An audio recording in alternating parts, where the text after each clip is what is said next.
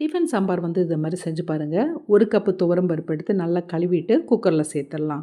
1 cup பருப்புக்கு வந்து 2 cup தண்ணி சேர்த்துருங்க. ஒரு பச்சை மிளகாய் அதை 2ஆ வெட்டி சேர்த்துடலாம். நல்ல பழுத்த தக்காளி 2 இல்லைன்னா 3 அதையும் துண்டு துண்டாக வெட்டி சேர்த்துருங்க. பெருங்காய பொடி கொஞ்சம், மஞ்சள் பொடி கொஞ்சம், 1 டீஸ்பூன் வந்து நல்லெண்ணெய் சேர்த்துடலாம். ஒரு பெரிய உருளைக்கிழங்கு அதை நல்லா தோலோடே கழுவிட்டு இதில் சேர்த்துடலாம். ஒரு பெரிய வெங்காயம் நீளமாக வெட்டினது, 2 பல்லு பூண்டு இதெல்லாம் சேர்த்து குக்கரை மூடி வச்சு ஒரு 3லேருந்து 4 விசில் விட்டுறலாம். இப்போ வந்து பருப்பும் நல்லா வெந்துட்டுது, உருளைக்கிழங்கும் வெந்துட்டுது. உருளைக்கிழங்கை தனியாக எடுத்து வச்சுருங்க. பருப்பை நல்லா கடைஞ்சிட்டு சாம்பாருக்கு தேவையான அளவு தண்ணி சேர்த்துருங்க. உப்பு சேர்த்துடலாம். புளி கரைச்சி ஊற்றிடலாம்.